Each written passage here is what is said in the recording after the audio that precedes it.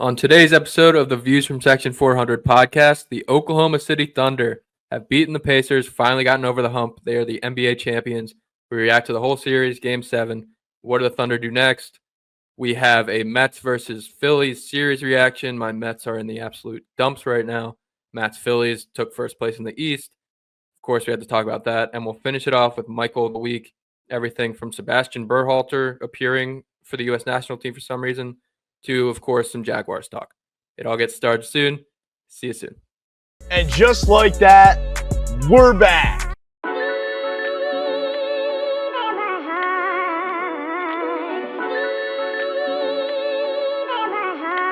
A16, turn me up.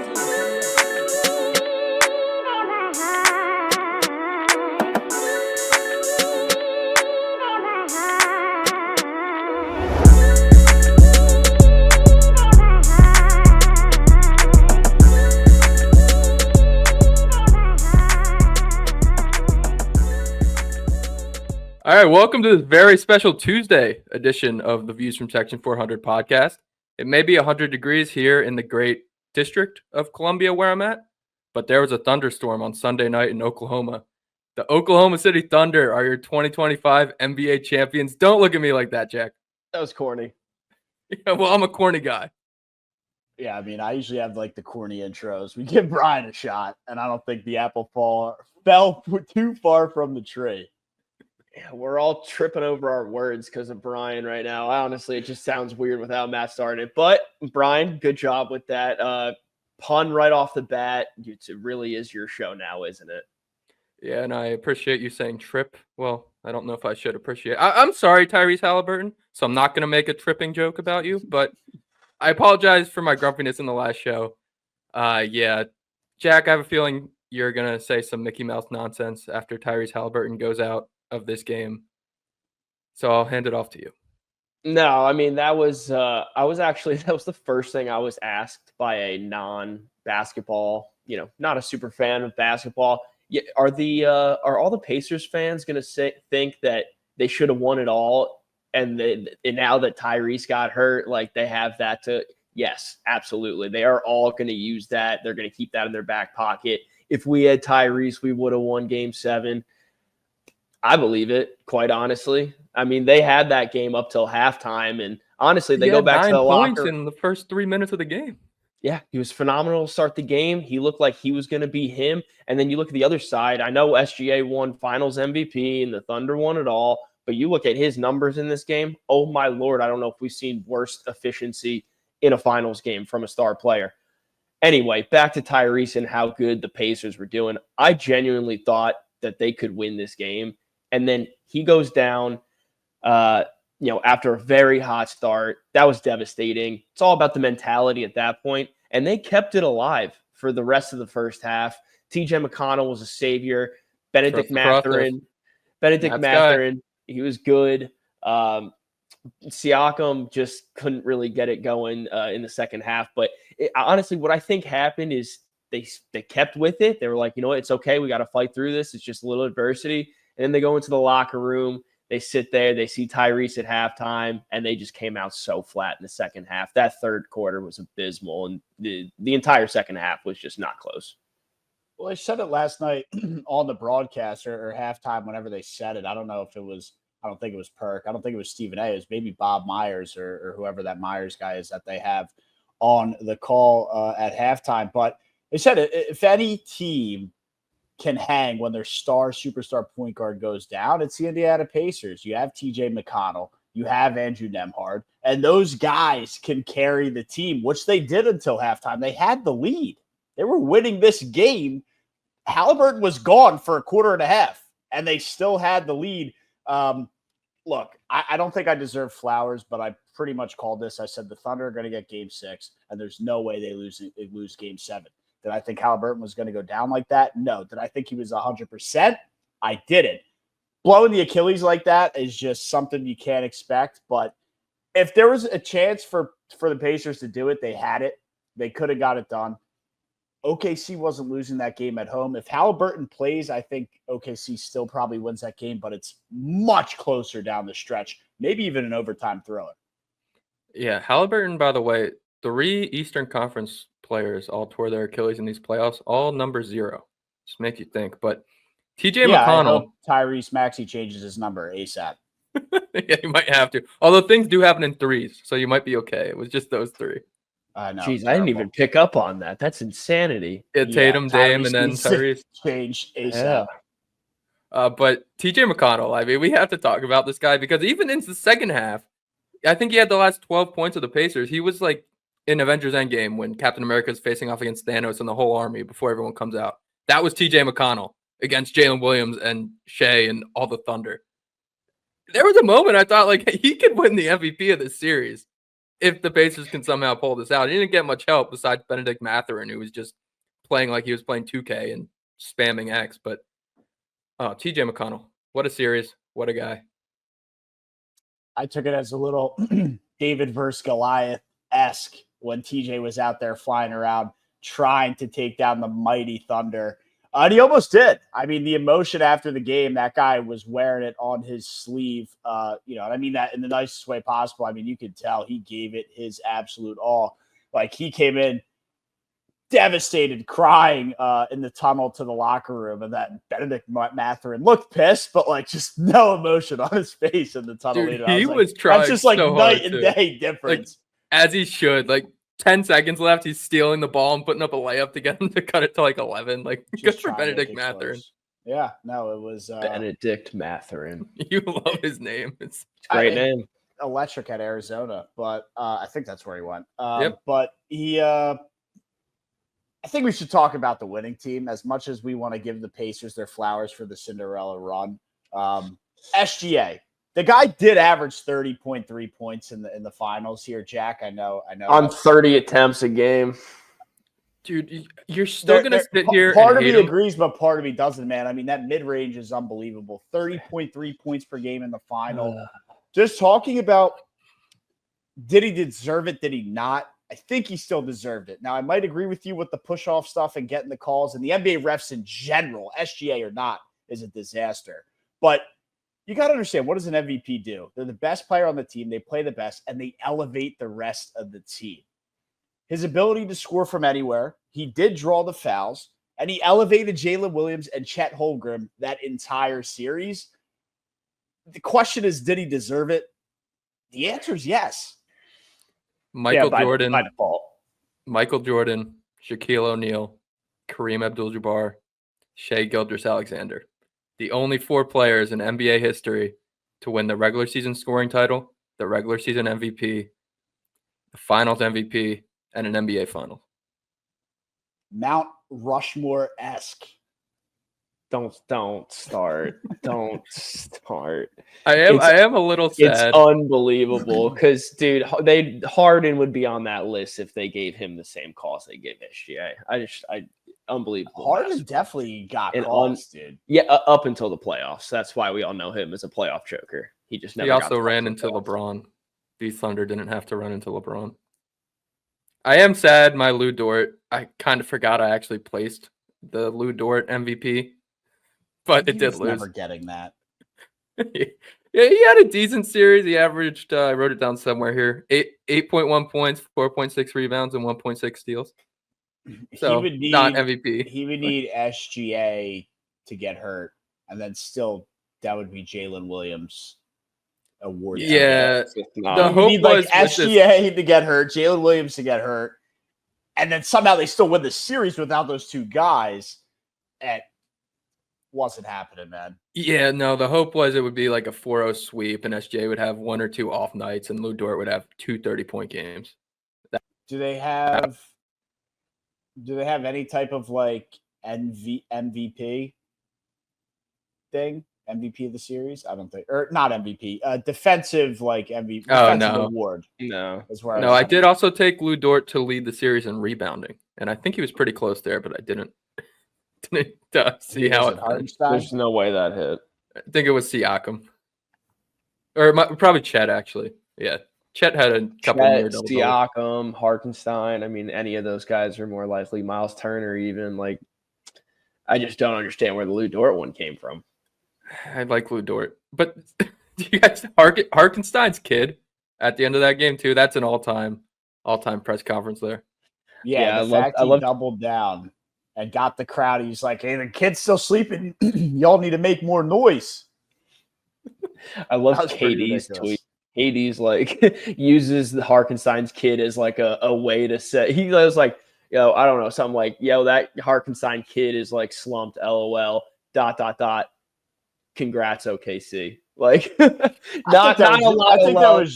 that was pretty genuine. I think it could have been genuine. I think he meant that. He could have meant it. All I'm saying is, like, he Funny could have also just said, hey, congrats to OKC in like a totally separate tweet that like meant a little more. This kind of felt like oh, by the way, congrats, OKC. If he was retired, maybe it would have been a little bit better, but I mean, he's still an active player in the NBA. You don't need him writing novels on Twitter. But on Twitter rampage lately, and I feel like he shouldn't be because he probably hired movers, but he's got some stuff to do. He just got traded to the Houston Rockets, and we could talk about that here. The former Thunder, this will be now his 5th team, 6th team. Kevin Durant. Man, he's got a rainbow meme. It's so sad, man. But the whole rainbow. Gets traded for 5 second-rounders, Jalen Green and Dylan Brooks. Yeah, let's look about what the Suns had. What did they have? Cam Johnson. Yep. Mikal Bridges. And a bunch of other picks. I forget what their assets were. But I just feel like they kind of mismanaged the last 20 months, 18 months of what they had and that, like, haven't really turned it into anything. I mean, it's a tough conference, I understand, but it's, where does this put them? Probably a little bit worse than they were this year, maybe a little bit better, I'm not sure, but certainly not title contender. They'll be labeled title contenders. I'm not buying it. You say 18 months. I mean, what? They were in the finals in 2022, and they've just been kind of in the dumpster since. Have they made the playoffs? I'm not sure. I don't follow some basketball. Didn't they make it last year and get bounced first round last year? Yeah, maybe the correct question is, have they made it to the second round of the playoffs? No, I think they got bounced first round last year. They're trying to strike gold, like, insanely quick, and we see that it doesn't work like that because look at what OKC just did. They trusted the process and finally let it happen. They're overhauling year in and year out. I get it. Booker's been there through all the overhauls, but it just seems like they're trying to make moves to strike gold and win now. And I understand trying to do that, but it's gonna continue to set them back. Yeah, okay, they did win in the first round. Sorry, Jack. They did win in the first round the 2 years after they made the finals, but then they got bounced in the first round 2 years ago, missed the playoffs this year. With KD. Okay. Yeah, so it's been downhill. And 2022, they won 64 games and lost in the second round. So they've been really downhill. Look at OKC. This, bear with me on the last name, OKC's coach, Mike Dagenhalt, something. Whatever it is. I mean, first NBA coaching job was with the Thunder, hired in 2020. Was it 2020 or 2021 where they won like 18 games? Whatever the year they drafted Chet Holmgren, that year right before they got the second pick in the draft and used it on Holmgren. So, they stuck with their guy. The Suns, they have a bad year, a down year, and a down year for them is make the playoffs, bounce first round. They're kicking the coach out. Who knows where the GM is? Kevin Durant's gone for second round picks. It's totally World War III. No pun intended. There's plenty of crap. Speaking over the 20-ish months that we've been talking about or whatever. It was starting with getting rid of DeAndre Ayton and not bringing him back. And I know they had mixed feelings about it. Where has he been? What team is he on now? Portland? Oh, God. Yeah. He signed a massive contract with the Portland Trailblazers. So they just sent him out to Siberia. And he's just doing goal out there. But honestly, that's good for him. He doesn't want to win. He just wants to put up a double-double and chill out. Yeah, I don't think that's kind of that's why I think they wanted him out of the locker room. They were trying to, bring in the winning culture or whatever. And they haven't made the correct moves. I mean, whether you thought Brad Beal was a good idea or not, my Lord, it could not have worked out any worse. I mean, this was worse than when they, brought everybody into Brooklyn and did the whole Kyrie, KD, and Harden thing. This is way worse. They've tried for multiple years and multiple mixings and matchings, and nothing's worked. Should have never gotten rid of Campaign. No, Campaign was when it all Campaign, Cam downhill. Johnson. But I kind of want to jump in, and I know we're going I know, Brian, you're trying to direct this one, but I saw some interesting stuff here as I was doing some research before the show. And, I know we had out there of, kind of just gauging, when we should have known they were going to win the or win the finals. And I looked back at a stat from January of 2025. So we still had a couple months of the regular season left. And seeing something how they solidified a 40-1 record against the Eastern Conference, maintained a 12.9 point differential. And on February 10th, they beat the Pacers 126-104, showcasing the defensive suffocation that we kind of saw in the finals. I know it went to 7 games, which, let's be honest, should it have even gone to 7 games? I don't know. But, yeah, I mean, 40-1 against the Eastern Conference, that should have been on everybody's radars placing future bets back in January. Yeah. Look, I can't argue with the numbers there, but let's not discredit what the playoffs can do and magical runs can happen. And that's what happened with these Pacers. So, of course, Ryan, I hated that question from you, because when should we have realized that this was theirs? About midway through that third quarter last night or the other night. Okay, I mean, dude. that was a damn you close game. You did not have that much faith in the Pacers. Yes, sir, I did.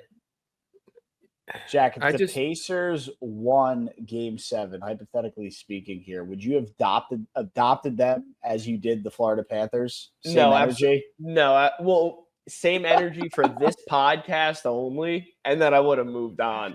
Just because I had faith, man. I had faith. They were the underdog team. I had the feeling, man. And I think if Tyrese didn't get hurt, they might have done it. I hope every single one of your friends that are Knicks fans punches you in the face after they listen to this show. Brian, I like the Knicks too. All right, you can't like the Knicks and the Pacers. That just doesn't work. It's for the love of the game. It'd be incredibly difficult for you to get a Pacers first game pin. So I think that's why you're giving that up. Subscribe. We'll send them to Indy. I might go take a trip. Hey, you can bang out 2 birds with 1 stone and get a first game for Caitlin Clark and the Fever as well. You might as well wait till the Final Four comes around to Indy again. Then you can get triple. There's nothing else to do in Indianapolis. Yeah. I want a Caitlin Clark jersey for my birthday, Brian. I'll see if I can make that happen. When is your birthday? I should know that, but I don't. You're spring, aren't you? You're unbelievable. Wow. I think I missed it. Is it March? I think I missed it. Wow. Brian, I think you've missed it for the past 26 years. Well, I normally text people when it's their birthday. I don't remember texting you. So maybe it's winter and it's been a while. Unbelievable. Can I get a hint? No. Move on. Okay. I don't know how I would guess it. I was going to say, if I guess it, Brian has to do some ridiculous punishment. Oh my gosh, I would love to see him do a beer mile. But I can't. I wouldn't be able to guess it. It's just. I was close. Mile. I found it. The good right. Old So Facebook. see, probably just looked it up and cheated. So yeah, that's why I knew. Yeah, I said March. It's February. So I was in the right ballpark. You said spring. Yeah, that's. Oh, I guess you did start with spring. February. You didn't say March. You started February with spring training. I started with spring and then I said March. I think I missed it, and I think it was March. Well, when you listen back, you'll hear it. All right. Okay. Well, the Well, actually, two more things I wanted to talk about. Alex Caruso gets a real ring. Whatever. He I was think that got taken out of context. No, he was He's definitely happy. joking, but it's funny. he definitely was joking, but he did get a real ring, NBA Finals, and it kind of fits into the. Were you surprised as the way Caruso played and kind of stepped up? I wasn't necessarily surprised, but I'll buy the bait on him being being an unsung hero, especially 20-point game 7 certainly helped. So I'll give him that, but I think more, and it's not going to be talked about a lot, was Kassan Wallace's defensive efforts the entire series and shot 59.8% effective field goal percentage in OKC's wins. And I think that stat's combined with Aaron Wiggins as well. But Kassan Wallace, critical spacing, defense, the impact might have been a little subtle at time. But if you're a true fan, you can tell that, damn, this contributed mightily to not only the Thunder's success, but winning the entire thing. 5 He for hacked the 7. shit out of TJ McConnell. Yeah, I was gonna say there are some questionable screenshots out there with the ref Hacked the shit looking out of directly at him. But he does play good defense, and he shot 5 of 7 from 3 in their last 2 wins. So he was effectively their X factor in those last couple of games. Right. No, I'm giving Caruso. Everybody's going to look at the SGA, the Jalen Williams, and that's totally fair. Those guys balled out, especially the night when Williams went for 40. Alex Caruso. 21 blocks and points steals. Yeah, I mean, electric. I mean, this is the definition of having a superstar in SGA and just role players that win you the title. And that's what OKC was. We talked about this, Brian, I think when you and I did the pod, and we talked about how they didn't bring in a egomaniac, KD-esque superstars to try and help them win a title and get it done. They built around SGA. Jalen Williams, a rising superstar in himself. And they got it done with building through the draft. And, Caruso was their big addition. Hark. Yeah, they wouldn't have been able to do dangerous without Woods. Harkenstein because honestly, Really? I still am surprised they were able to get it done at all. But I will tip my cap a little bit. Chet, though, Chet's got to put on some weight. He needs to have a center of gravity because he also locked in though. People were saying this after game 4. He locked in. Defensively, he was still getting bullied by Miles Turner, like Miles Turner was playing against a high school kid. If Hark wasn't there, I think Miles Turner would have been this big X factor we're talking about. But I get it. It's over. Hats off to the Oklahoma City. Congrats, OKC. It doesn't have to be over OKC. For this OKC dynasty. And I say dynasty because I'm speaking this into existence. There have been 2 Jalen Williams ever to play in the NBA. They both now have rings with the Thunder. You have so many second-round picks, Thunder. Why not make it 3? Sign our boy Jalen Williams and get the Auburn Tigers their first ever NBA Finals ring. It'd be cool. All right, War Eagle, bro. All right, I won't be mad for that reason alone. What do you guys think of Stephen A. Smith? Because I think this is going to be his last finals on the sidelines. People were mad. I mean, the hype that he's gotten in the political world, the political side of things, has only We don't have to talk about his presidential run. We're not going to, but it's all the talk on Twitter and all the rumors that have only. I don't want to say he's insufferable because I've been a big fan of Stephen A., but he's approaching that territory not because he's this political analyst on ESPN spewing political bullshit, but it's further fueled his ego and the way he thinks psychologically that has made him this pompous asshole. Is that the way to put it? I don't know, but it's the ego has gotten worse because of things that have gone on outside the sports world. And that's why I think people are I've seen enough of this guy. He's full of himself. And if he wants to do politics, get him the hell away from the NBA Finals. It's interesting you say that. I stopped being a fan of Stephen A. Just not that I dislike him or anything. I just don't like watching him. He's an entertainer. He's a lot.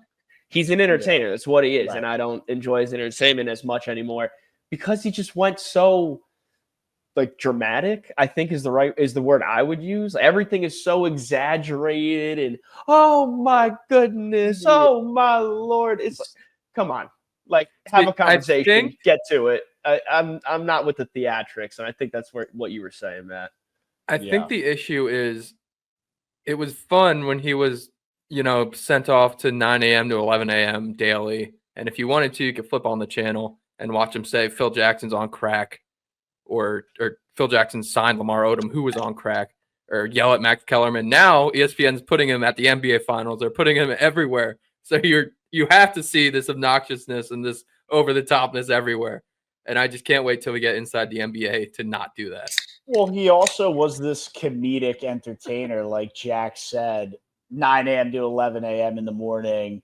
What he did First Take with Skip Bayless, that was where everything kind of came together for him. I know he had a successful career beforehand, and I know he won't let you forget. But it's where he came again, and not to repeat myself, but everything that's going on outside with him, it's not this comedic entertainment anymore, but this he's so serious, but also his opinion is only right. And the ego is that much more fueled because of, is he the front runner to be the candidate for the Democrats in 2028? I don't know, but he sure as hell is acting like it. And there's a lot of fuel on Twitter, X, whatever you want to call it, that's throwing gasoline on his name. So that's why we don't see the old Stephen A, and it's turned into this more egotistical narcissist serious guy that is he going to do the finals or is he going to run for president? And I don't think anybody really gives a shit about either. I think both people I think all people are rooting for neither. Yeah. Yeah. I think we could squad ride neither.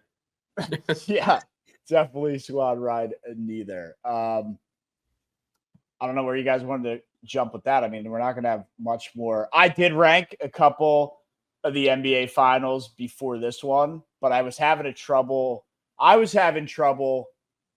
filling in a couple more. So the ones that struck out to me that I preferred over this one, and honestly hasn't been a while until this one. So I guess this one wasn't bad, but I have 2011 Heat versus the Mavs ahead of this. I have 2013 Heat Spurs ahead of this. I have 2016 Cavs Warriors ahead of this. And I was close on this one, but I think it takes the edge, the 2008 Celtics Lakers finals. After that, I started to struggle filling in another one ahead of this finals run and game 7 that we saw. Worst run in recent memory was 2020 Mickey Mouse year in the bubble. Well, I'm going to agree with you in the beginning and disagree at the end. Those 4 finals you mentioned are 4 of my favorite finals, period. So I'm with you on those. But one of the more Mickey Mouse runs, I'm not going to call it the bubble year. I'm going to call it the Kawhi Raptors year. That finals, I mean, a lot of people were happy for the Raptors and Kawhi and everything, but that finals just pissed me off. And Kevin Durant got injured and it was over. Exactly. I didn't put that one in there. It was a Cinderella-esque. That's what run, I'm saying. I'm saying that's one of my least favorite ones. Yeah, it was all Kawhi, which is why people will jump to that being this crazy run, and the Raptors never won before, so that put an edge to it. Insane game 7 with the Sixers and the ball bouncing 100 times on the rim. But other than that, I mean, you're right. Again, what we've seen all the time here with these players getting hurt in the playoffs, strictly with Achilles injuries. KD doesn't get hurt, and that finals is probably a different story. Kawhi on another world that year, on another level that year. So I'm not taking that away from him, but that was the height of the Warriors dynasty. And and you can still argue KD's in his prime or not, whatever, but the height of KD's prime. Yeah, they were clearly, I mean, hindsight's 2020, but they were Well, clearly on the downward slope after that. that's why one of my finals I have up there above this one is that Warriors and Celtics finals, where Steph got another one and they somehow found another championship. And that was 6 games. It was competitive. It's like, is Tatum and Jaylen Brown, are these guys going to beat these old veterans? I don't know. I thought the storylines were a little better. And that's what the NBA is about, right?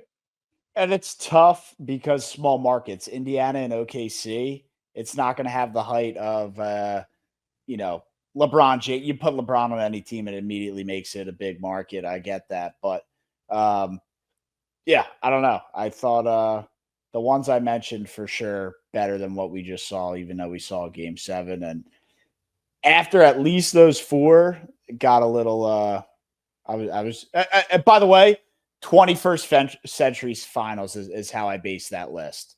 Because I think when you start to try and go before that, then it's like, 1, I didn't watch. 2, you then enter the Michael Jordan nonsense, which that's not that he's a nonsense player, but like that's just a whole nother debate to be had that we didn't need to get into. I'm with you, Matt. As soon as you get too far back in the years, all those stats start to become irrelevant. Oh, we'll bring up some old stats again soon. Oh, here we go. Before we do, should we talk some baseball or what? Yeah, if we have to, we can talk some baseball, specifically Mets Phillies, which, Matt, you were boots on the ground for on Saturday. Unfortunately, it was boots on the ground Saturday as they lost that one. Was not shown the pitching matchup, which 100% my fault. All I had to do was look it up. But if I knew it was Mick Abel on the mound, kind of in his first high-pressure start, tied for the division against the Mets. Oh, going to be a rowdy atmosphere. I would have guessed that wasn't going to end too well. And it didn't. I mean, the guy's up in the big leagues to throw strikes and obviously get outs, but 7 home runs he let up or whatever the hell the stat was, and walked so many more. I mean, it just wasn't a fun game to attend. Back and forth in the beginning, took the lead, was good to see. But nonetheless, the Phillies won the series, and that's what matters, especially in the divisional game. So I'm cool with that. A little bit on the Phillies in their last 13 games. 10 of their last 13 winners, including 8 of their last 9 before June 23rd. 295 batting average over that stretch and a 2.97 ERA. The Phillies, one of the hottest teams in baseball right now, just took the division lead and getting hot at the right time. I mean, that's where you want to be and where you want to go. So, I mean, Brian, you can go into the Mets, how they've lost 8 of their last 9, 7-game losing streak. It would have been offense at 213 batting average over the last. The ERA is like a 680. Yes, I'm well aware. And that smell on the hot pavement in New York City is not the garbage. It's the New York Mets. They are a hot mess right now. The only reason they won on Saturday, they're now 2-0 in games in Philadelphia where the president has to address the nation and then interrupt the game. That's the only reason they won a game, because it's that kind of nonsense. And nothing is going right for this team. Not even David Peterson is having – he was a Cy Young candidate, and he got blown up by – well, he got the announcer's curse. They could not stop talking about this guy's ERA since May of 2024. He sounded like you up there, how this guy's been a sub-3 for the last year. John Sciambi they also mentioned this guy's fucking you-know-what out of his mouth for fucking 3 straight innings. Sounds like the Mets just got reverse Castellanos all day. Dude, it's been bad. It's been bad in Metstown. I think they're losing tonight, too, as we're recording this. I can check again. It was 3-0. It's 3-2. Okay, so there's a chance. It's not looking good. Well, it's interesting, and I don't know, at what point does it start to become the Juan Soto curse? The Mets were red hot. No. Soto couldn't. We're not going to start this, all right? Soto couldn't hit a bat, couldn't hit a beach ball with a bat. Soto in June is batting .310. The bat's coming alive, and the Mets can't win a baseball game. Yeah, that's also an issue. But that's not on Juan Soto. That's on everybody else. I mean, friends, they had a streak of Juan 28 games in a Soto to row do of good. winning Juan Soto when to do Lindor good hits a means the homer. Mets lose. I don't Are think we hitting the that's- panic meter, Brian? What's going on here? No, that's what I was don't know gonna that say it's before panic. we I got don't into know this that it's Juan panic Soto just debate. yet, but they look horrible. It's been a week. It's been a week of bad baseball. If it turns into 2 weeks, that's when I get a little bit like, oh, this is kind of bad. But right now, it's still just a slump. They're a game back. It's a What's the slump. catalyst? They've just been playing terribly. They played the Rays. They never beat the Rays. They got swept by the Rays. They got swept by the Braves in Atlanta. They never beat the Braves in Atlanta. And they happen to lose 2 or 3 to the Phillies. And they're down 3-2 right now. Something happened in that locker room a week ago. Yeah, I texted Brian on a Thursday night and said, you are worried about the New York Mets. And then they've lost, they've won one since the text exchange, it hasn't been good. There's also You're like 1-10 since that text exchange. Holy shit, are you going to take it back? Well, I can't. He texted me. I can't exactly take that back. I'm not asking you. I'm asking Matt. You going to take that back? What? The text exchange. Brian's down in the dumps over here. Absolutely not, dude. Throw him a life raft. I'm good. He doesn't need any. But we have a new gimmick, though. I'm not sure if you guys saw this today. Here we go. The Mets are still gay. Well, close. They're the horny Mets now. No, I did also see. So regardless, we got up a picture. Dickie Lovelady. Dickie Lovelady. We have a new gimmick.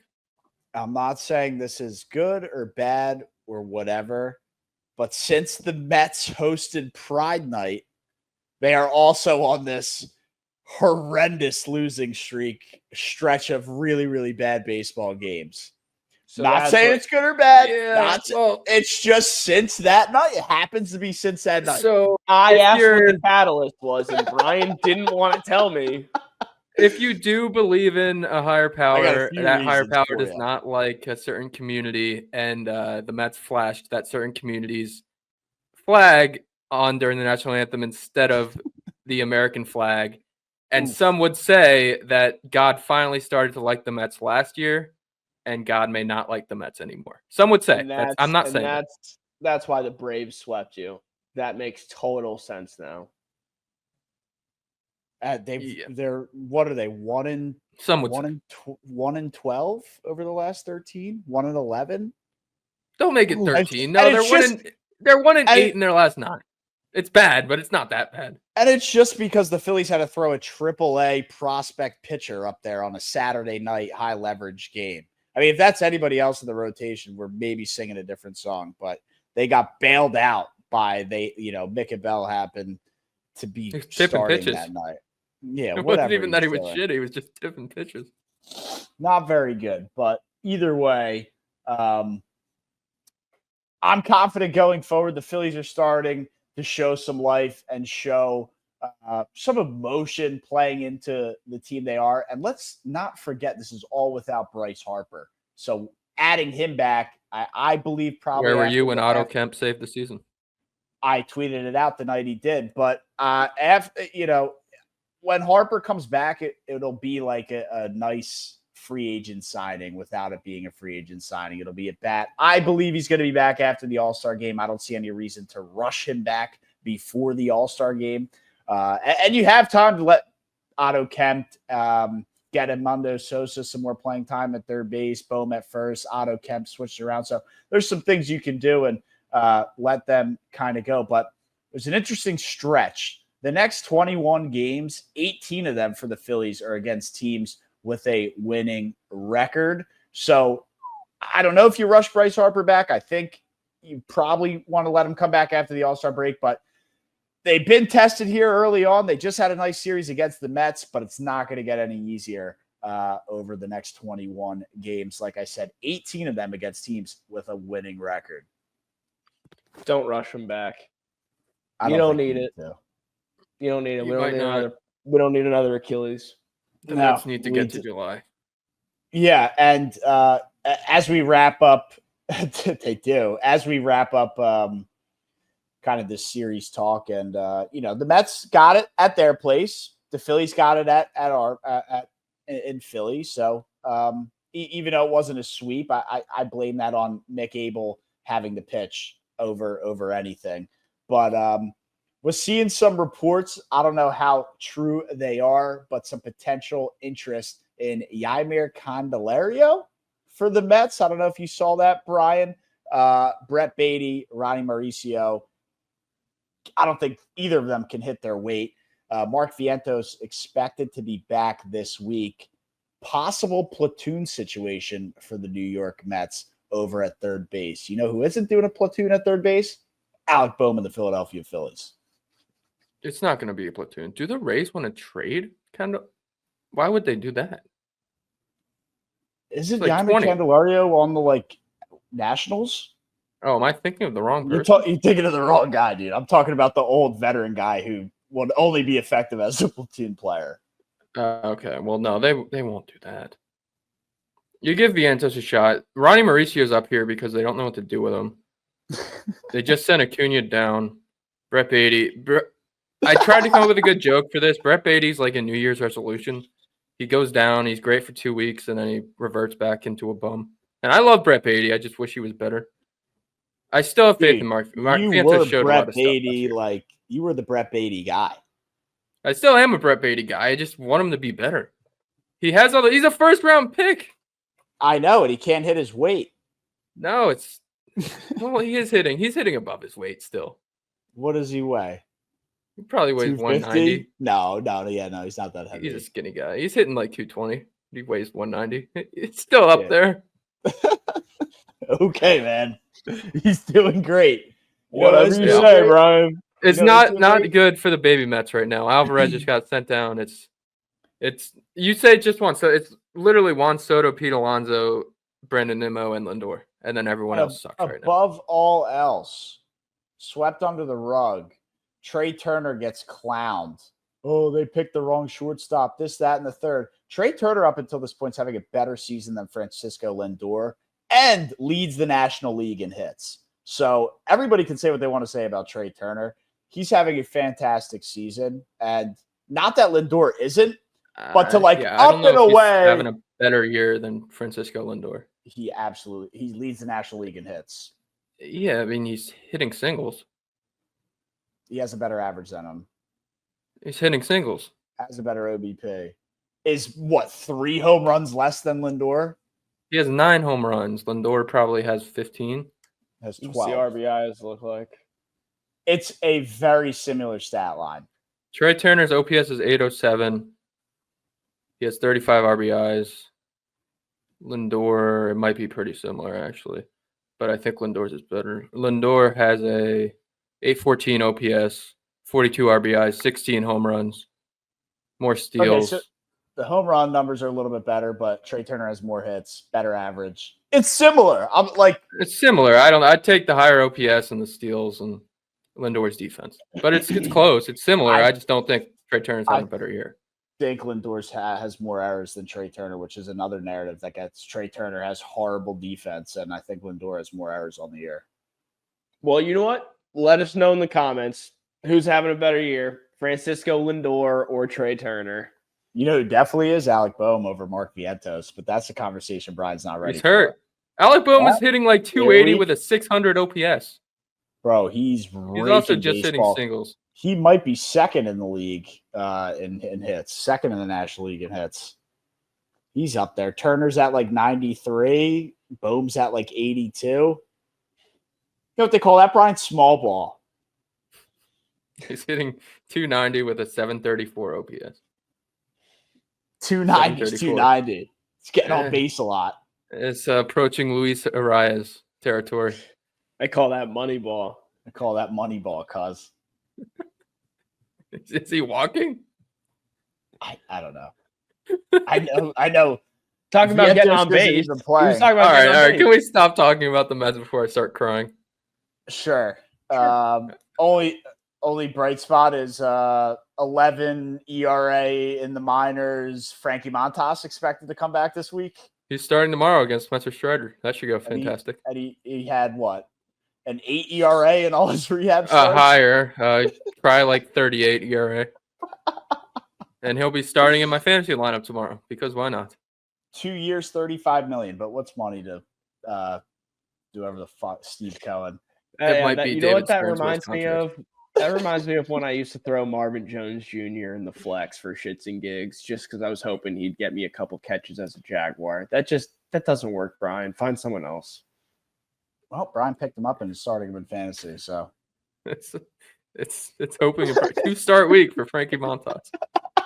it sure is. All right, let's get into some Michael of the week. All right, before we get into Michael of the week, it is sponsored by our good friends at SeatGeek. Jack, I'm going to the Mets game on Thursday. Where do you think about my tickets? You should use views from section 400 at checkout. Close. It's views from 400 at checkout on SeatGeek for $20 off your first purchase. And that's exactly what I did. I got $20 off 4 tickets, and I'm probably going to go buy $15 beers now because I got $20 off. It's a great deal. Yeah, right? Views from 400. SeatGeek. Bang! Use the code. All right. Jack, you're Michael of the week.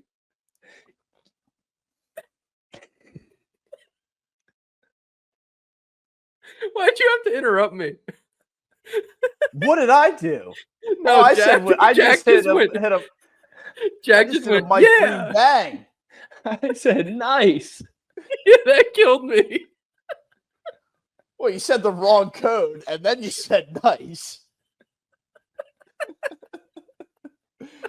This might be my favorite ad read we've ever had.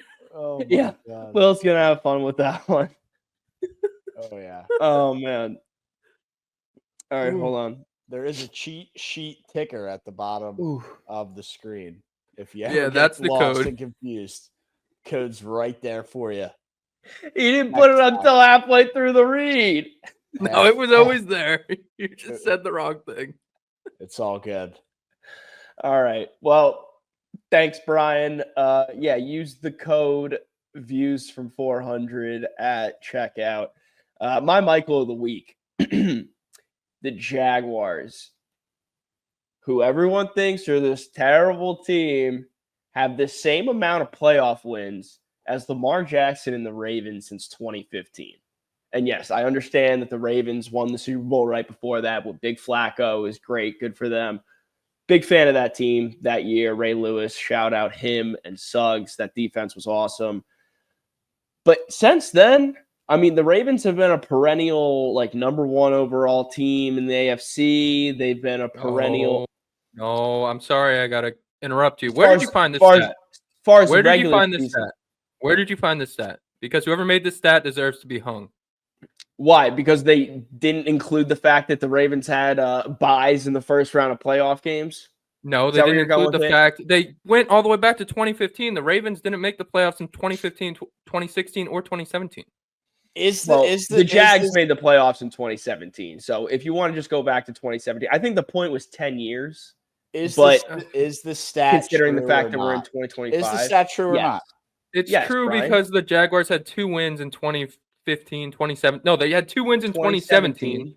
They had 1 win in 2022. Should have been 3. And the last time they made the playoffs before that was 2007. Where are we going to 2007 from? Because the Jaguars have made the playoffs 3 times since 2007. Meanwhile, Lamar Jackson has been in there every year of his career, and he's won it 3 times. But you want to talk about the Blake Bortles Linsanity run for 2 wins, and then Brandon Staley is your other win. You want to change the parameters. Bring in 2007. Okay, congratulations. The whole point that I'm trying to make, Brian, is so what if Lamar Jackson makes the playoffs every year? He doesn't do crap with it. Anything. He's got 3 wins. Literally and figuratively. That's fine. But why do you got to bring the the Jaguars are poverty. So are the Ravens in the playoffs. That's the point I'm trying to make right now, Brian. That's the point I'm trying to make right now. The Jaguars are not poverty in the playoffs. They do things when they make it to the playoffs. The Ravens, on the other hand, are just this awesome regular season team that never do anything in the playoffs. And that's why Lamar wins the regular season MVP. Because he's great in the regular season and a fraud in the playoffs. Everybody praises Lamar. He's a fun player. He does really nice things. But I've seen a lot of things that praise him as a top 2 to 3 quarterback in the league. And I don't know, like, he's been good, played at an MVP level, and he's won it. But let's not act like everybody loves to jump on Jalen Hurts for having a loaded team. This guy has had loaded teams year in and year out. They great offensive lines, great defenses. They just brought in Derrick Henry, who had 1,900 yards over and 16 touchdowns. But if Jalen Hurts gets Saquon Barkley, it tarnishes the entire season. The reason you can't tarnish Lamar Jackson is because he can't do it in the playoffs. So the Ravens have had unbelievable teams, and they can't get it done. And I don't want to hear the Patrick Mahomes argument because he only played him once since 2018. And I get it was in the conference championship once. And there's other good quarterbacks, Brian. I know we're good. He lost to the Bengals. He lost to the Bills twice. No, I get it. But let's not sit here and all high and mighty Lamar Jackson because he's had loaded teams and he can't get it done. So I don't want the loaded team argument because it's not as sunshine and rainbows as you make it out. It's not a cakewalk to the Super Bowl and you win it all, which, by the way, Saquon Barkley did not have a spectacular Super Bowl. Sure as hell helped them get there. Jalen Hurts, bigger part in that Super Bowl victory, blowout victory of the Kansas City Chiefs. I rest my case. Well, that was a lot. Two things. Like you mentioned yourself, the AFC has all the good quarterbacks in the NFL. But the main thing with me, too, is Lamar isn't exactly... Daniels, but okay. He's up and coming. He hasn't been established yet. Now he's up and coming. Yeah. I'm pretty much the only one. Me and everybody in this district are the only ones that have enough faith in Jaden Daniels at this point in time. The nationally accepted top 5 quarterbacks are all in the AFC. The other thing is Lamar hasn't exactly had the greatest wide receivers come through.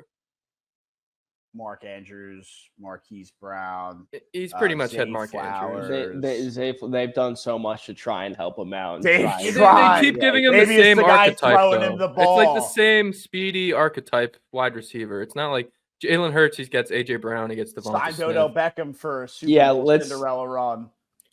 That didn't happen. Yeah, since you want to keep on bringing up like the most irrelevant teams, things to what I initially brought up.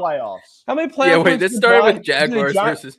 Exactly. How many playoff wins do the Giants have over the past 10 years? Just jog my memory. One. Shut up. And it set him back 10 years. Yeah, shut up. All right. You want to bring up irrelevant stats? I can do that all day. The Giants stink. I'm just saying, do. Since we've started this program, all I've tried to do is make you accept the fact both of our teams stink.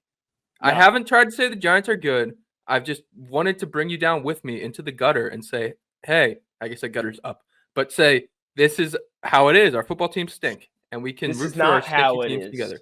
This is not how it is. This is the year. This is the year where you're not allowed to say any more crap about Sir Trevor Lawrence. Is he finally going to get knighted when they go to London for the 15th time? Look, it's not a shot at you, Jack, but I am on Brian's side. I don't think he's saying the Giants are better. I think he's more trying to bring you to what now is their future maybe a little brighter. I could see the argument path maybe there. Sure. I think I'd rather have Jackson Dart than Trevor Lawrence. Yeah, you're tripping over shit. I'm not. I mean, we've had this conversation. We don't need to go down the rabbit hole on it. And we talked about Trevor Lawrence and Justin Herbert both being frauds. Disappointing up until this point of their NFL careers, I think is very fair to say. Disappointing. And do I like the future of what the Jaguars could have? Maybe over the Giants, maybe I don't know, but Abdul Carter, Malik Neighbors, not really a quarterback. Travis Hunter, Josh Allen Hines, or whatever the fuck that guy's name is. Close enough. Brian Thomas Jr. Okay. But Tank Bigsby. I am done sitting here and trying to I'm exhausted. It's Jaguar fatigue. I'm done with it. I can't sit here and have these arguments about the Jaguars anymore. Matt, you and the Eagles were plays away from dropping a Week 9 game to the Jaguars this past year. The Jaguars were the only team that could actually stop your freaking tush push. You guys tried it twice against us at the goal line, told you to stop that crap, shoved it up your ass, and then we went off on the other side and did it. Trevor Lawrence over the pile. Yeah, like, look, we were a couple Doug plays Peterson away. was back in town. There was a lot going on. Doug Peterson was the problem. There were so many things we were this close on last year that if we have a competent and energized and hungry facility and team and coach and all that jazz, it's a whole nother ball game. And that's what you're going to see this year. And I got nothing else to say on the Jags. That's before they hit their stride. But look, I'm rooting for you, man. I wish you the best, but I'm like, I don't need another. The Jaguars are going to win 12 games and this, that, 10. and the whole. We're going to get it. And the it's whole almost football song and season. dance 10 for a 4-win. CJ Beathard plays half the year, and we do this song and dance again. It's not in the building anymore. Nick Mullins. Nick Mullins is the backup, baby. I don't know if that's worse or better. Hey, he's coming from the O'Connell system, man. Yeah, I'll be on Brian's side with that and saying that the future might be a little brighter. 10 wins, and maybe that's just because it's the Sunshine State. I'm not sure. Travis Hunter, Brian Thomas Jr., Trevor Lawrence. They got some nice pieces, exciting pieces. Dynamic team this year. 10 wins. 10 wins. Number 1 team in the AFC South. Really? Over Chalk the it up. Could do that with 8 wins. Chalk it up. 10 wins. You can do that with 8. 9-8 wins the division this year? 9-8 wins the division, but we get 10 wins. Okay. I was going to say. That's how you played yourself there. I don't play myself. All right. Now you want to do your Michael. Always love a fiery NFL Michael, and that just shows you what you can expect here in just a couple months. Jaguars, Giants, and defending Super Bowl champion Philadelphia Eagles talk is just a couple months away on a weekly basis. I can't wait to get into it all and ramp up the NFL. But I'll stick to the baseball diamond, pull out an 125-year-old record that was broken. Page out of Brian's book here. The Milwaukee Brewers rookie Jacob Misiorowski breaks a 125-year-old record over the weekend. The Brewers rookie pitcher, that's the key here, threw 6 perfect innings against the Minnesota Twins. He is the only rookie to go that deep into a game while being perfect on the baseball field. Not sure if we'll ever see a rookie throw a complete perfect game, but 6 innings as a rookie breaks the record. And honestly, I thought maybe a rookie has thrown a perfect game before, to be honest. So I was shocked that was a stat. And have we seen a rookie throw a no-hitter before? I'm not sure. Dude, that's impressive. That's insane. Like, kudos to him. Did they pull him after 6 or? Yeah. Or did he break the no-hitter after 6? I honestly, that's actually a great question. I thought he gave up a home run. Yeah, he gave up a home run. Yeah. But dude, 6 perfect innings like to start your career, that's incredible. Yeah, he did kind of, if you want to, it's a Mickey Mouse perfect game, but he did kind of throw a perfect game. He threw 4 perfect innings in his first start. And then he tripped over himself and got pulled. then he threw 6 in the second start. It's a Mickey Mouse perfect game, but yeah, I mean, either way, 6 consecutive 125-year-old record. I know this won't drum up a 10 to 15 minute conversation like the NFL does, but still pretty wild stat, man. 125 years. What, since 1900? You would think a rookie in 1905 would have thrown a perfect game as a rookie, but one we haven't seen, and I don't know we ever will. And this is the furthest they got is a Little League perfect game. Yeah, when the hell was the National League made? Yeah. It was probably 18. Because were they really MLB yet? I like this stat, but I no might have idea. another issue with it. Brian, you're king Why? of the stats before Christ. So, Well, pull 'cause it out from 25 1908. Okay, the National League was 1876, and then I think they merged in 1908 to create MLB. But I So you're guess saying it's all National League fake? stats from 1876 count as MLB technically because they eventually did merge. So yeah, okay, I buy it. It was yeah, it wasn't like they erased history and then just Yeah, created a new thing.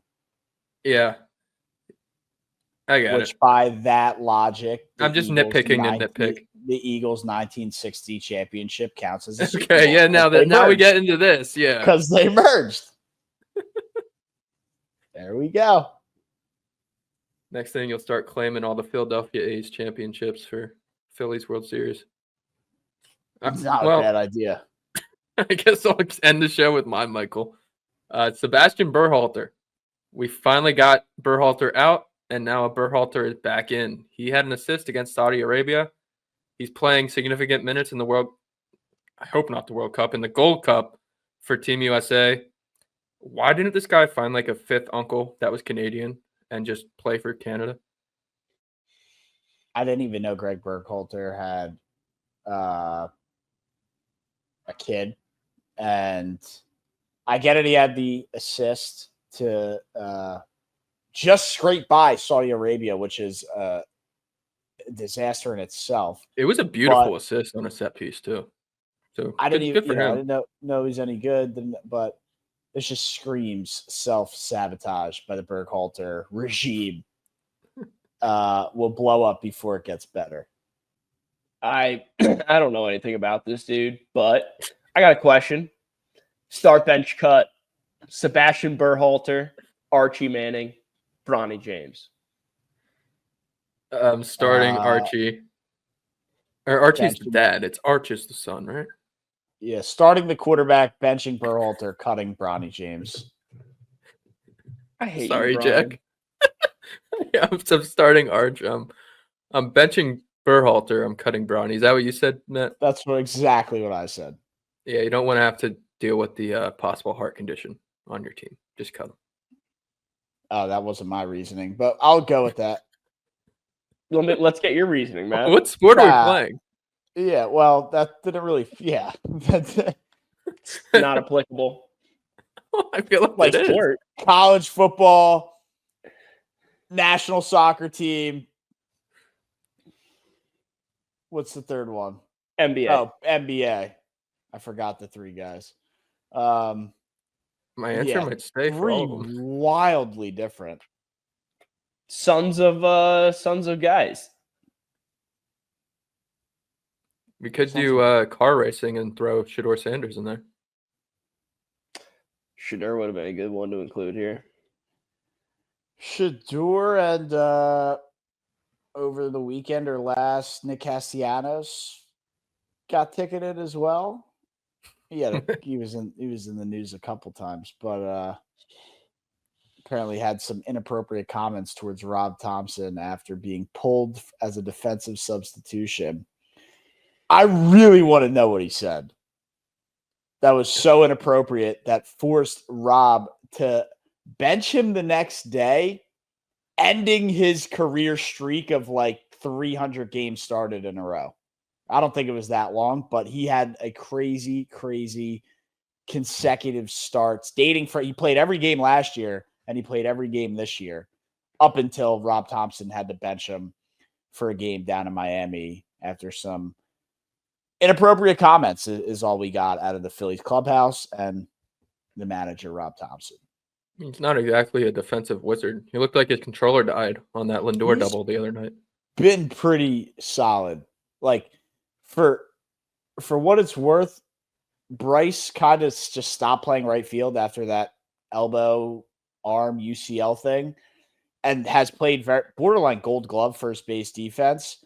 And so they're like, okay, throw Castellanos in there. And everything's worked out. That's how, he's played a good enough defense. And we saw the disaster. I'm not saying they would have necessarily won the game against the Marlins when they dropped that single game that they did, but I mean, Max Kepler looked so out of place in right field, which just shows you how different it is from playing left field to right field in the MLB. I mean, this guy like overran. I don't even know how to explain it, but I mean, he looked terrible. So, yeah, then Castellanos made a pretty nice catch at the end of the game and kind of like lifted his shirt up, just kind of an ego cocky move. We don't expect anything differently. Was that a sign towards Rob Thompson? Was that him just being a cocky asshole? Probably a little bit of both, but yeah, maybe another move that saved the season. I'm not sure. Brandon Marsh needs to stop wetting his hair on purpose. They just need to get rid of him. But you know why they can't? And it's all the girls like him. No, that's not the reason at all. There's other guys on the team, Kepler, Bohm. There's other guys on the team that the ladies are obsessed with. The reasoning, and it's so stupid. At the end of July, there's a Brandon Marsh basketball jersey giveaway night. So you can't get rid of the guy, and then they already have these things pre-ordered, made, spent money, the whole nine. I'll take one. There's a giveaway night in July, I think the end of July. I hope it's before the trade deadline so they can give the jerseys away and then get rid of them. But what are you going to give out Brandon Marsh basketball jerseys and the guy's not on the team? That would make no sense. So you're forced to have this guy on the team at least until the giveaway night. Brutal. Shout out the marketing team. I think that's the show. Unless you got any other Phillies rants. No, I definitely I had enough rants, dude. I had enough rants. Plenty of rants in there. All right. Well, I guess we got pretty close to Views to Dark here. Not quite Views After Dark. But not quite Views After Dark, but what qualifies Views After Dark? 10 o'clock. I think like 10 o'clock. Yeah. When did we make that rule? Did you guys just do that? It's kind of an unspoken rule. It's like don't bunt with a no-hitter. It's just Views After Dark is 10 o'clock. Yeah, I kind of just thought of that in my head, to be honest with you. You add the extra digit to the digital clock. It's After Dark. It's After Dark. Makes sense.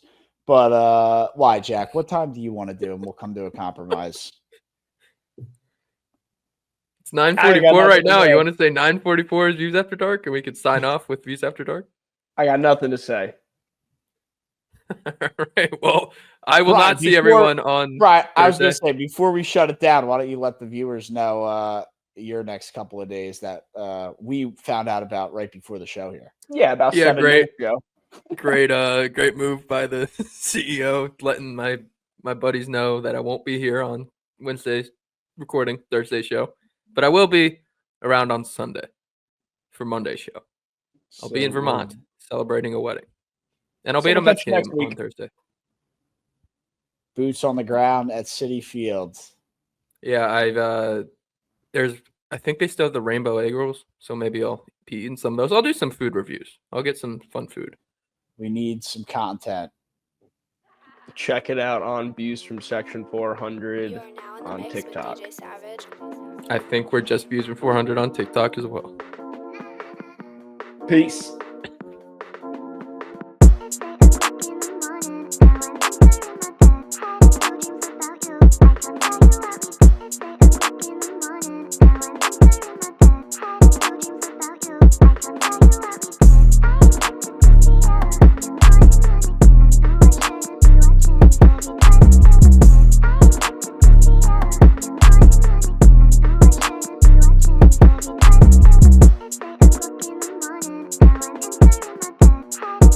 Yeah, get your fucking SeatGeek tickets, mate. Yeah, you wanna do it? Yeah, you want me to? Do you actually? Yeah, let me cook. All right. Hey, use section Views from Section 400 on the code for the tickets on SeatGeek. All right. There's our ad read. There we go. All right, take two. Hey, welcome into the podcast. Thanks for listening in. Use Views from Section 400. Code on a SeatGeek. get you $20 off a SeatGeek ticket. Dude, All right. what did I just walk back to? I'm going to do the real thing now if you don't mind, Jack. Use the code